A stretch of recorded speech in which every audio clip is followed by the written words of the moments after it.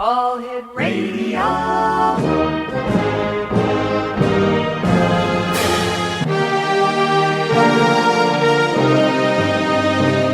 Welcome to the X Zone, a place where fact is fiction and fiction is reality. Now, here's your host, Rob McConnell.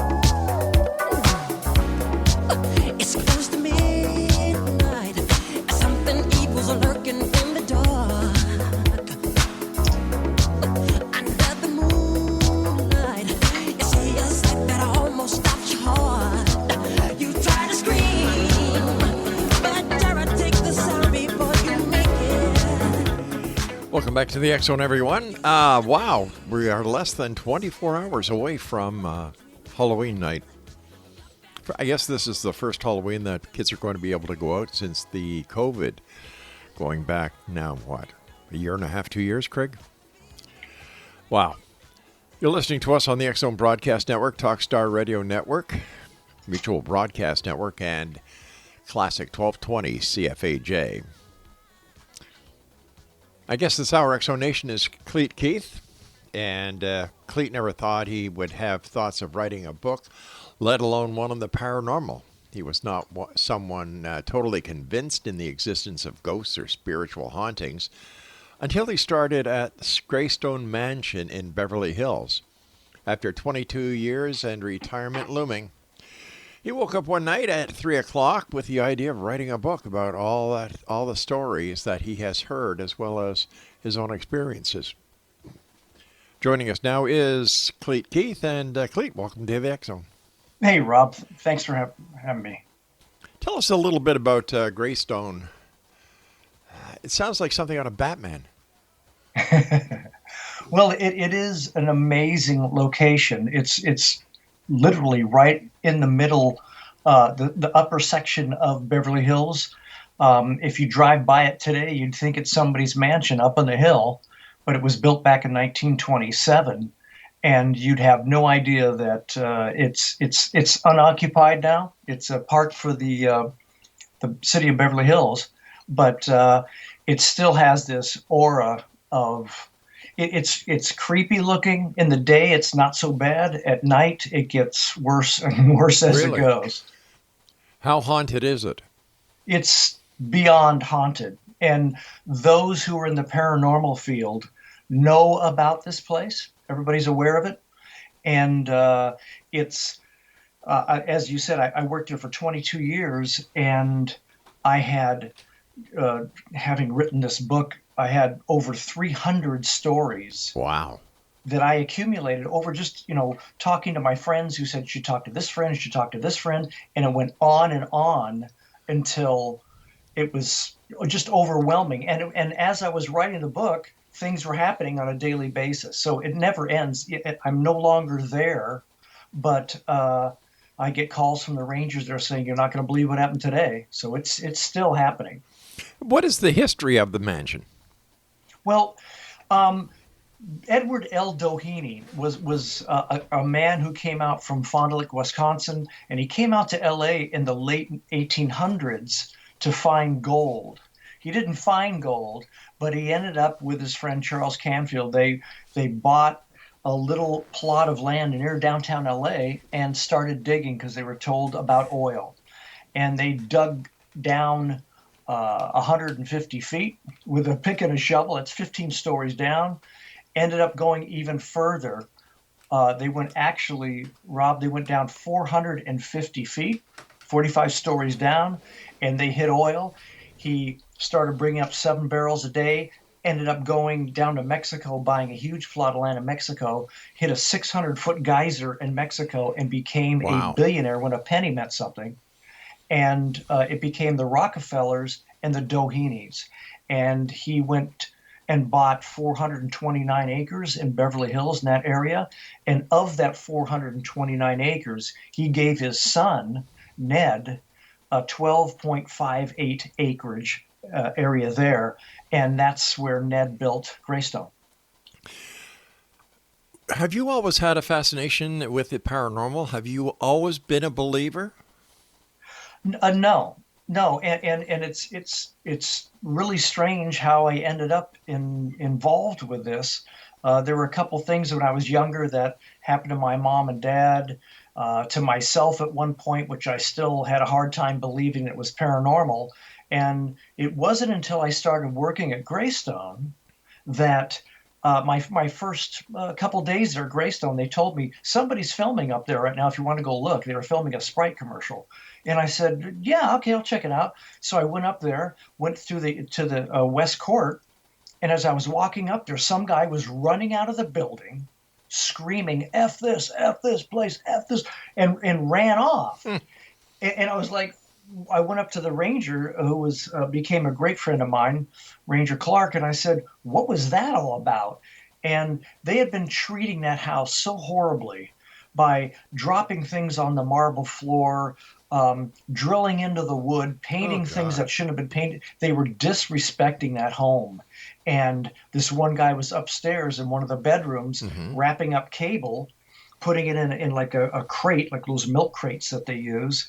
And he wrapped up the cable, threw it in the crate, pushed that crate over, started on another one. And he looked over, and that crate that he just put the cable in went across the room, all the way across the room by itself.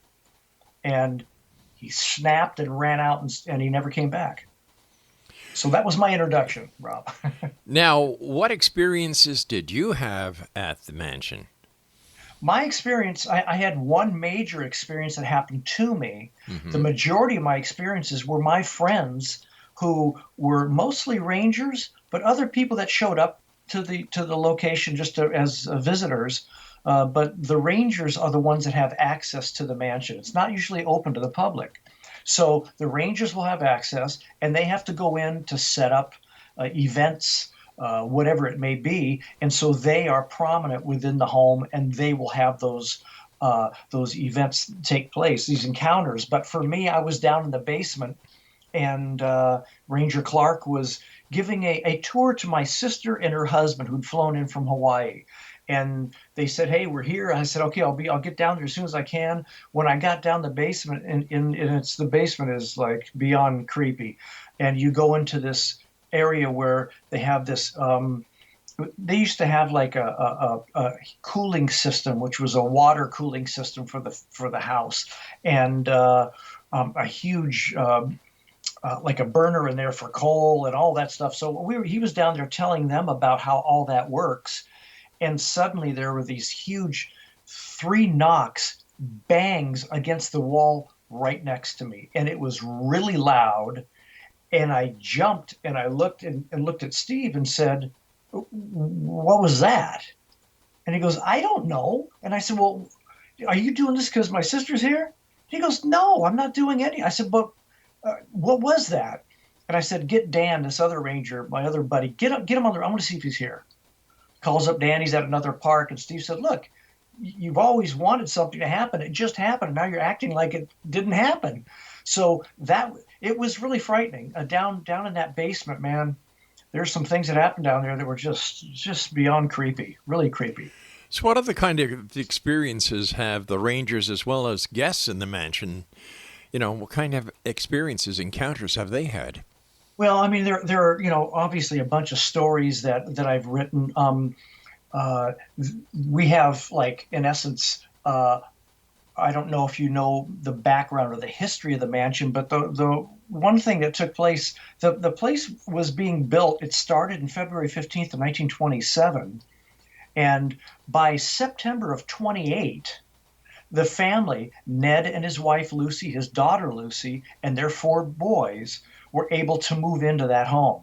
And that's in, like, you can't even get permits today in that amount of time. Well, they moved into the home, and that's in September 28. 4 months later, February 16th, 1929, Ned was dead in the house. Oh, no. And yeah, so he had a secretary, Hugh, that had been friends with him when they were younger, that had come on, and he was his best friend, and he was working for Ned.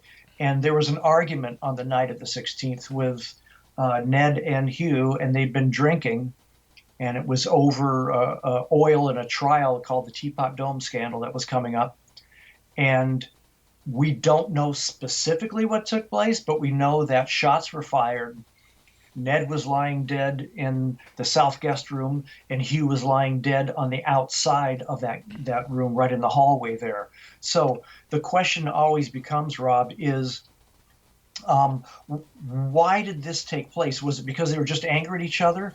Was it because the property itself was probably Indian property at some point, and it was cursed?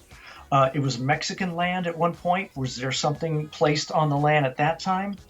And the other thing is... All right, we're going to have a bit of a cliffhanger. I do have to take my first break at this time, Clete. Okay. All right, Exonation, Clete Keith is our guest. He is the author of Ghost of Greystone, Beverly Hills. His website is ghostsofgreystone.com, and we'll both be back on the other side of this break as the X-Zone continues, right here from our broadcast center and studios in Crystal Beach, Ontario, Canada. Happy Halloween, everyone.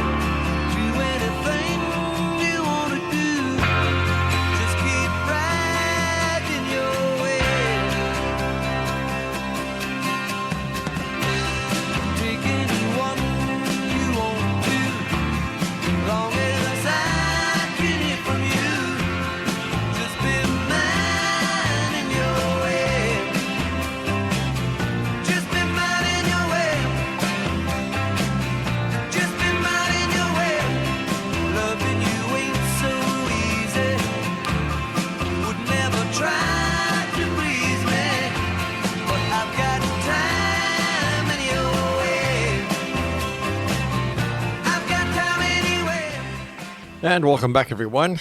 Clete Keith is our guest, and we're talking about his new book, Ghosts of Greystone, Beverly Hills. And his website is ghostsofgreystone.com.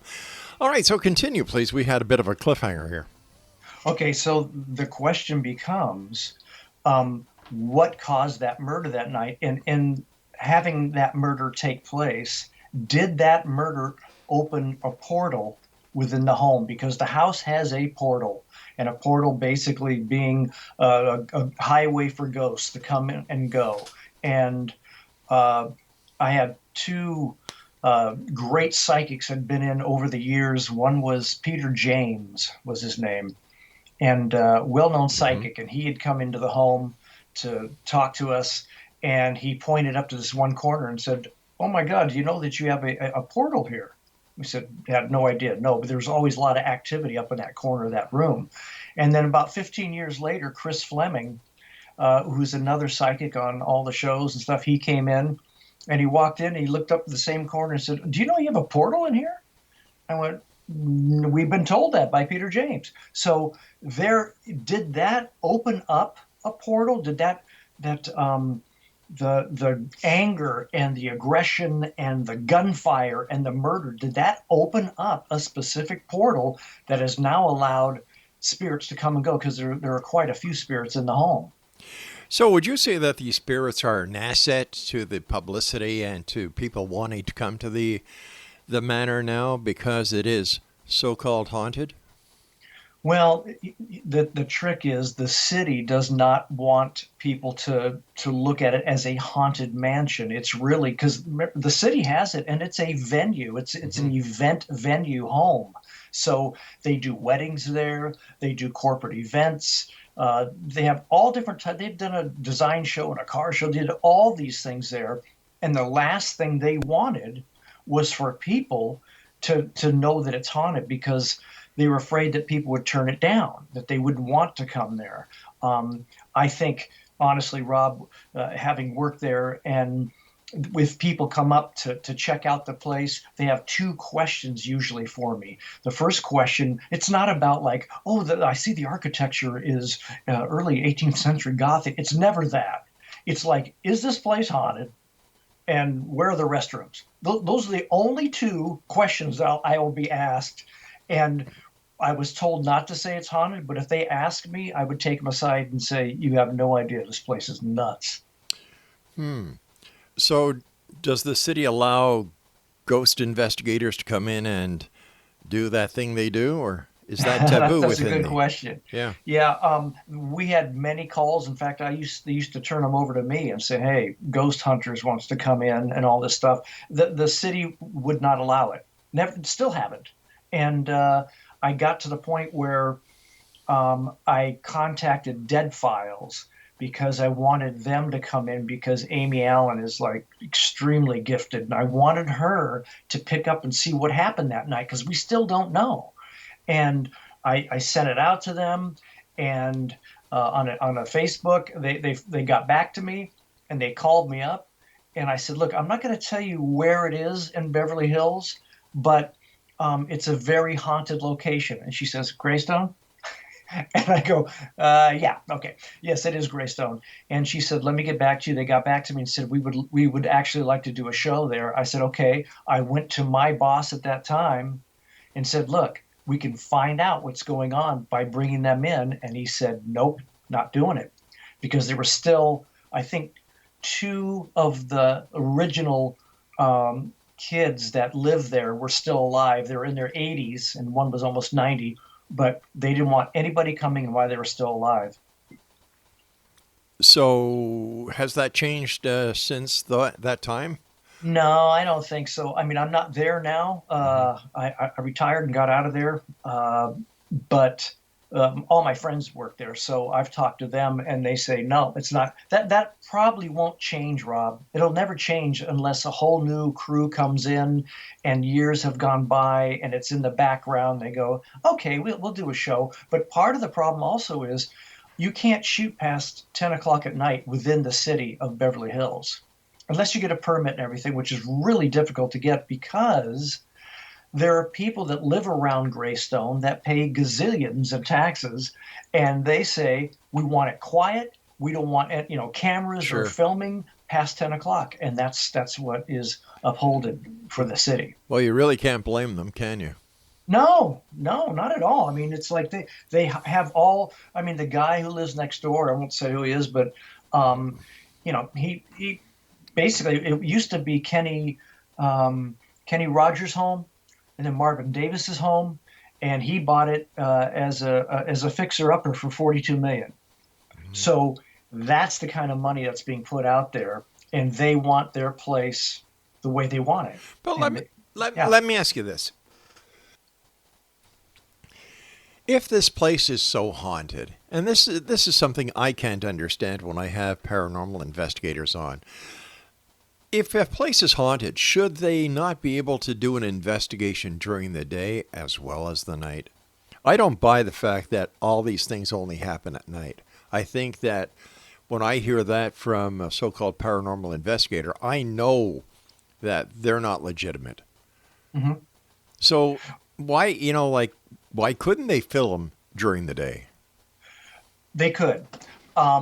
There's no question that they could come in. It's really a stance by the city saying we don't want people in there. I see. While the family was still alive, but now they have passed, and it's like, well, what about bringing them in now? And their stance is we don't want to pull. We don't want something on the air talking about how haunted this location is after spending. I mean, they just spent a lot of money on they have a theater there that's there, and I don't know if you've ever seen the film There'll Be Blood. Did you ever see that? No, I haven't. Yeah, it's with Daniel Day-Lewis, and they shot there. It's very well known. There's a bowling alley down below the theater, and that was used in the final scene of the whole film. It's the climax of the whole movie, and they're fine with that. They just don't want haunted stuff, saying if you go there, you may see this kind of ghost or that kind of ghost. They don't want it. They're just not going to do it. Well, you know what? I can understand it because not everybody's into the ghost thing. That's true. Yeah. And Rob, I had a point where they actually put me with this woman Sarah to work the weddings up there, and she looked at me and said, "Do not talk about the ghosts. We're trying to get people in, not out." And I said, I got you. But just like you said, I would have a couple come up, fiance, and they would say, "Is this place haunted?" And then I'm stuck. I'm like, "Why do you ask?" That's what I would do to see where their head is at. And they go, "Well, Right. if it's haunted, we don't want to be here." I said, "No, it's not haunted. Don't worry about it." But other people, I had a couple that came up and they said, "Is this place haunted?" And I said, "Why do you ask?" She goes, "Because that's why we want to do our wedding here, because we heard it's haunted." I said, "Well, then you're in good shape because it is haunted." They went, "Yeah." They were really excited about it. So you never know. So besides the mansion, do you go out and do any ghost hunting, or do you go out and research other locations in LA and Beverly Hills? I don't. I never wanted to do this in the first place. It's just that if you're there, things will happen. And after 22 years and listening to all the stories, I just decided, what I'm going to do? I'm just going to write down what I know, all the things that I've heard. Yeah, but people are going to read the book, and is this your way of getting around the city ordinance? Well, Rob, what happened was when I started doing this, everybody's saying, how are you going to get away with this? Yeah. I mean, and I said, look, anybody, Rob, you could go visit the mansion and get some ideas of something and write a book about what you feel about the mansion. They can't stop you on that. I was concerned that there were so many stories in it. The book is 520 pages, and it's all filled with just stories. And so that people literally told me that I interviewed. And so my concern was, is the city going to say, "Why are you doing this?" Now, I was working at the time for the city, so I thought they're going to can me. And what I did was I ended up going to the city manager because I had heard that he had a story that happened down in the basement. And I got him to talk, and I put him in the book so that I kind of protected myself. A horrible thing, but I kind of protected myself because I wanted to make sure that I could do the book and not have them come after me. Makes sense. You and I have to take our news break at the bottom of the hour, so please stand by, Clete. Exo Nation, Clete Keith is our special guest this hour. He's the author of Ghosts of Greystone, Beverly Hills. His website, www.ghostsofgreystone.com. And we'll be back on the other side as the X Zone continues on the Talkstar Radio Network, Mutual Broadcast Network, X Zone Broadcast Network, and on Classics 1220 CFAJ in St. Catharines, Ontario, Canada. I'm Rob McConnell. Whatever you do, don't go away.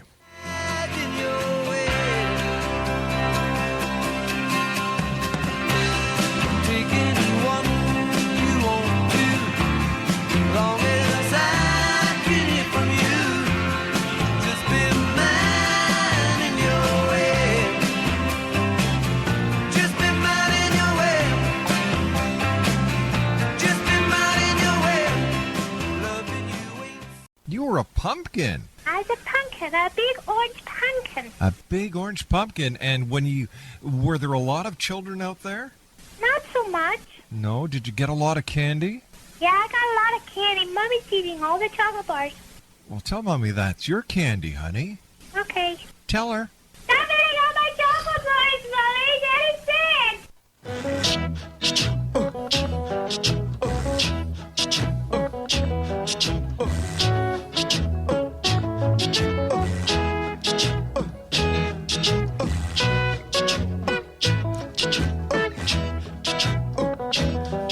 In the summertime, when the weather is high, you can stretch right up and touch the sky. When the weather's fine, you got women on your mind.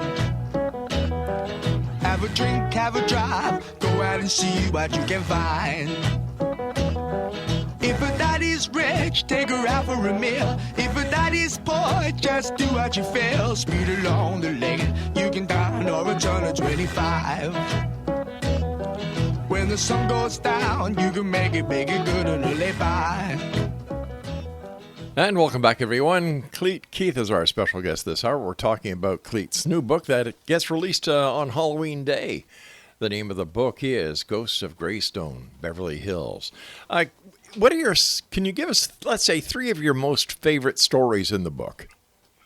Okay, yeah. I have a great story of a friend of mine, Steve Clark, which we talked about earlier. Mm-hmm. There was a woman named Mary Nichols who's a very well-known photographer, and she does work for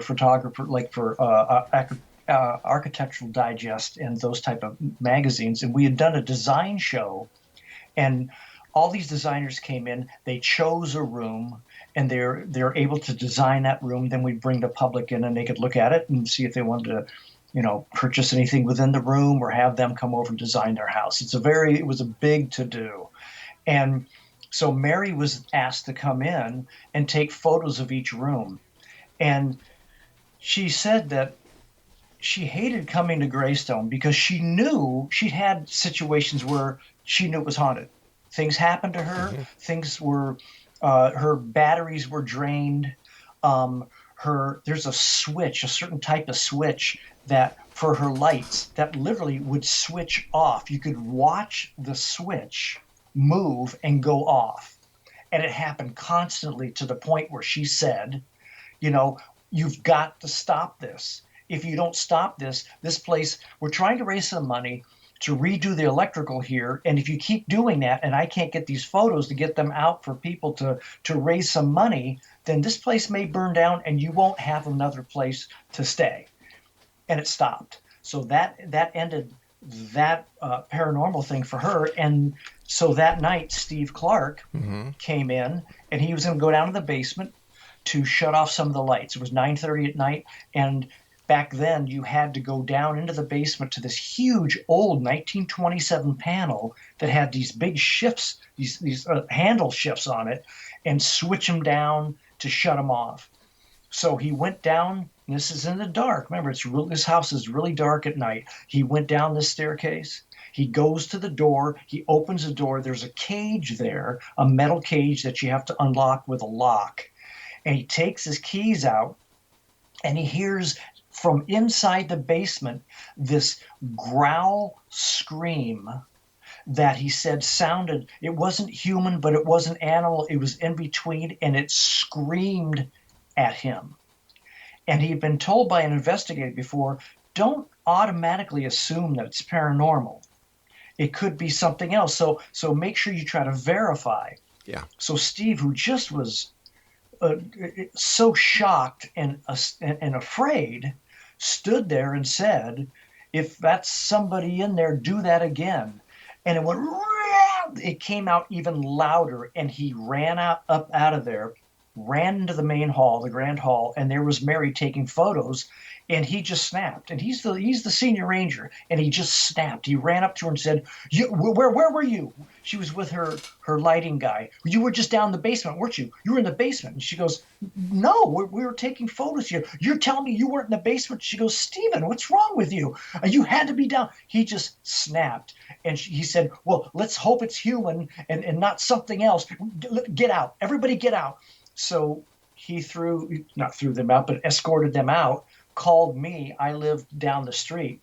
I came there. I met with Steve. He was really shaken. And by the way, he was shaken also, Rob, when I brought him back to the mansion to tell these stories. You could see he was reliving it. And the fear in his face as I brought him down to the basement was still there, still palpable. And I went down in there he goes, I don't want to go in. I said, I'll come with you. I'll come with you. Went down the steps, went to the gate there and I said, you scared my friend, scare me. Come on out. You scared my friend, you scare me. And nothing happened. Nothing came forward, whatever. And he looks at me, he goes, I swear I'm telling the truth. I said, Steve, I can tell you're telling me the truth just by the way you look. that was a really frightening situation for him. And we have a woman in there, not a woman, a girl in there, Rob, that one day I was overseeing the film crew that came in to do a movie, and this woman broke away from the crew and came over to me, and she had her eyes were really wide, and I go, uh-oh, something's wrong here. And she said, is this place, haunted? And I go, no, I didn't want to, I couldn't say anything to her. I said, why do you ask? She said, because ever since I was a little girl, I could see, hear, feel, sense spirits. And when I walked in here, I looked over and this little girl ran at me and said, my name is Emily. It's Emily. My name is Emily. And she looked at this little girl. She saw that the crew wasn't reacting. And she said she walked away from the crew around a wall and turned to her and said, okay, your name's Emily. Don't do this to me. Stay away from me. Do not do this to me. So she said, so my question is this place haunted? I said, yes. Did a little girl die here? I said, yes. What was her name? Emily. I said, we don't know. She goes, it's Emily. And ever since that day when I've been in there, I say, hello, Emily, how are you doing? And then I start working on this book, and I find this guy named Glenn Gregory, who used to be a counselor for the Catskills camp that we had there. And he said one morning he came in, and he parked his Jeep by the firehouse that's right off the mansion, went upstairs, got his clipboard, came out, looked across from that balcony across to the balustrades and the top of the recreation wing. It's probably about 100 feet away, 50 feet away. And he sees a little girl standing on the top of the roof, all in white dress, looking at him. He's like, he goes, I was going like, first of all, how did she get in the park? Secondly, where are her parents? Third, what was she doing on the roof? So he looks at her and goes, hey, jeez. And as he starts to walk down the stairs from the balcony, he turns back and looks at her. She climbs the balustrades and jumps off. And in essence, would have landed in the courtyard. This is way up there. And he snapped and flipped and just went, oh my God, ran down the stairs, ran over into the courtyard looking for her, freaking out. And some of the other counselors showed up. He goes, go, she must be around the other side of the house. Go over there. You go over there and check. They went everywhere, and they all look at her and go, there's nobody here. And he goes like, how? He goes, and Clete, maybe I just thought all that up. Maybe that never happened. And I said, Glenn, do you remember what she was wearing? He goes, yeah, it was a white dress. I said, right there, you didn't make it up. You remember it. It happened. And he ended up telling me of another woman who was a counselor there as well, who was with the same balcony up there about a month later with some kids who were painting and coloring up there. And she goes inside the office there, and the kids start screaming. And she said, I was a lifeguard, so I know what that scream is. And I ran out, and all these kids suddenly stopped screaming and just stared at her. And she goes like, what? What? And the one kid looks over and points to the roof of the rec wing and said, there was a girl in white and she jumped. So that validated Glenn's story. Mm-hmm. And that little girl, Emily, has been seen by several rangers, by a guy who was delivering flowers for an event. He said, you got a little girl running around here. And we go, in our heads, we go, that's impossible. He must have seen Emily. The place is closed. So she is well known through that. And I even had a conversation with her, Rob, where I left a camera inside the house that I was able to access from my apartment here. And I went on that camera and I left, you know how you can leave a flashlight? Yeah. That's barely off. And I had that on the floor, and I was speaking through from my iPad here in my apartment through that mansion. And I saw the light come on, and then it went off, and I said, Emily, turn it on one more time, please. Boom, the light comes on. I said, thank you. Can you turn that off for me? Light goes off. I had like an 8-minute conversation with her. Did you record that? Yes, I did. Wow. Yeah, and it's astounding. And it's like she was she was in there, and I would ask her, "Do you have friends in the house?" Light goes on. I said, "Oh, good, good. You got turn that off, honey. You got it. Perfect. There you go. Um, you know, do you know what year it is? All that stuff." So it was fascinating, really. And she's still in there. When I left, I left some flowers for her in her room. Ah. All right, you and I have to take our final break. Exonation Clete Keith is our guest. And if you'd like to find out more about this great book that is just being released tomorrow on Halloween, visit ghostsofgreystone.com. That's ghostsofgreystone.com. We'll be back as we wrap up this hour just on the other side of this break. If a daddy's rich, take her out for a meal. If a daddy's poor, just do what you feel. Speed along the lane, you can dine or return at 25. When the sun goes down, you can make it big and good and live by. We're not great people, we're not dirty, we're not mean, we love everybody.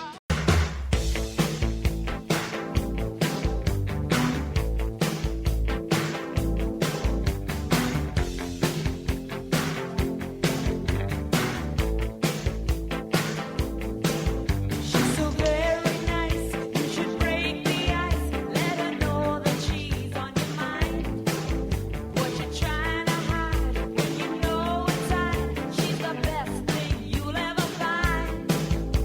Oh, can't you see it? Don't you think she's feeling the same?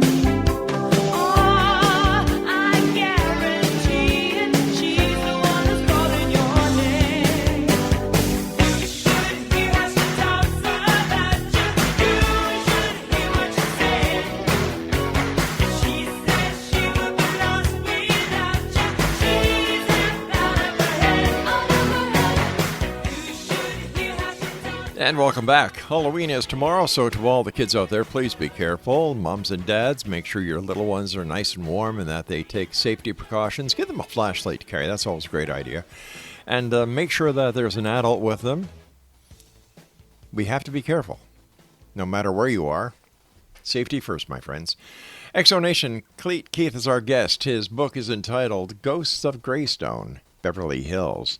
And if you'd like to find out more about Clete, visit the website ghostsofgreystone.com. We were talking before about the photographer who had issues with her camera equipment, and they were there to raise money for the electrical in the mansion. Am I correct? That's correct. Yeah. Is it possible that a lot of the, or some of the paranormal activity that is being experienced could be caused by faulty electrical impulses, especially when it comes to cameras? Because if there's an electromagnetic field, that would definitely bugger up the electronics in a camera. Yeah, I don't think so in this case. I mean, and as a matter of fact, they actually did redo the electrical in that home. It cost close to $1 million, and they rewired 10 miles of wire. Wow, that's a lot. Is that crazy? So, no, the fact that she was having trouble is something that she's never experienced. And the moving of the switch, it's an actual physical switch. I wish I could show you. I had photos of this type of switch that she sent me, but it's a hard one to do. It's a switch that you have to, with your thumb, press it down and flick it over, and that was moving. So that has nothing to do with electric. That it was just moving. The draining of the batteries is a known factor for spirits trying to get some energy, and they will drain your batteries and use it. And not long after having drained her batteries, that's when Steve heard the growl in the basement. But electromagnetic fields will also drain batteries. And do they? Yeah.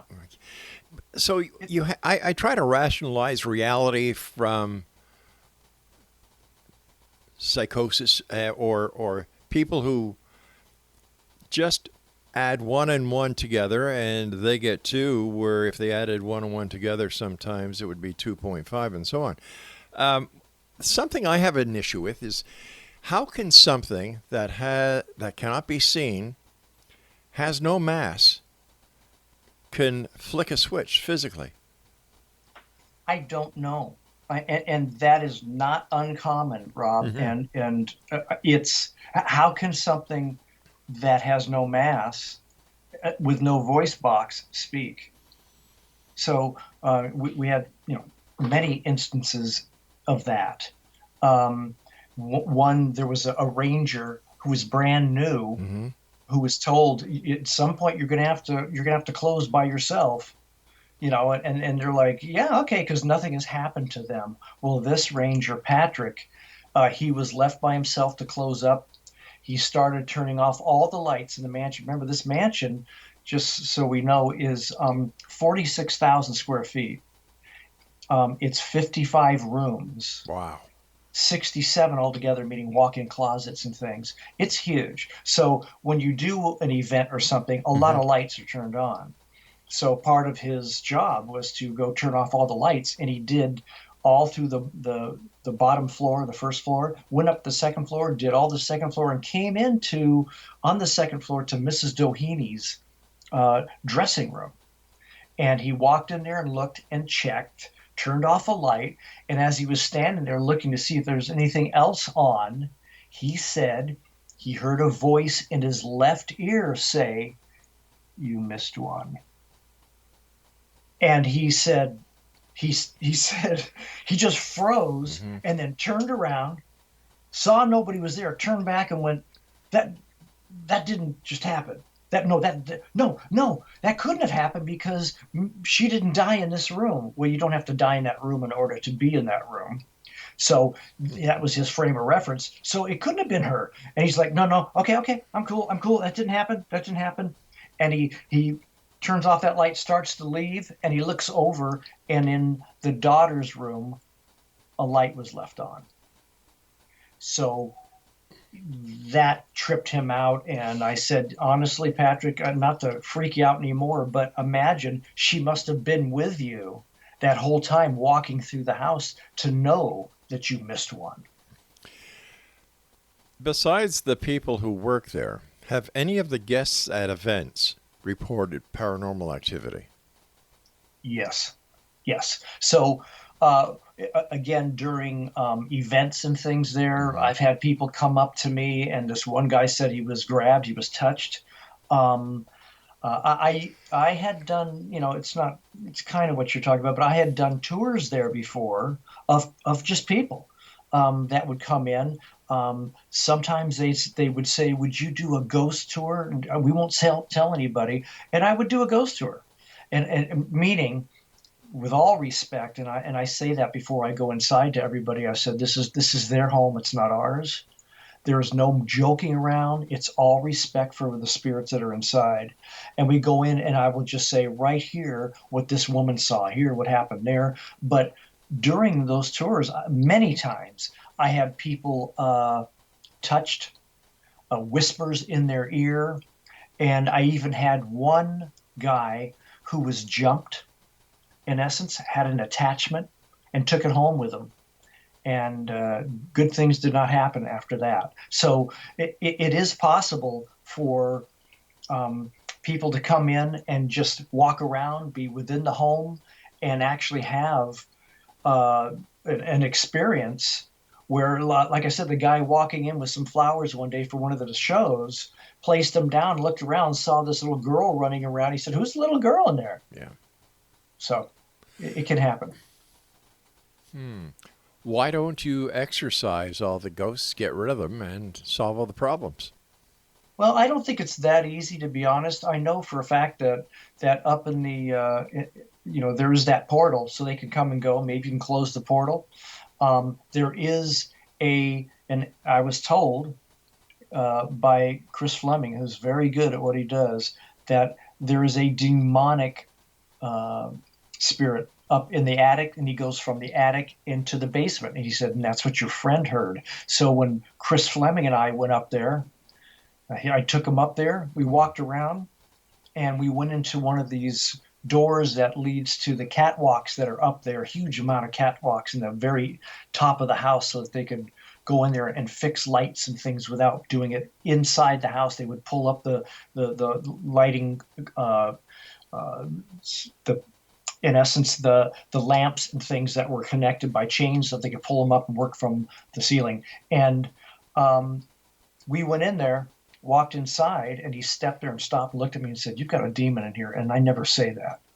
And I said, "Okay." In my head, I'm going like, well, you can say that, but it doesn't mean there's a demon in here. And when we walked in, he turned on his recorder and said, "I know you're in here. Not only do I know that you're the bad spirit that's in here, but you're the spirit that's been scaring all the good spirits in here. What do you think of that? But you don't scare me." And he turns it off, plays it back, and the word that came out, screamed out of that recording, was in essence a-hole. That's what it said, screamed at us, only the full word.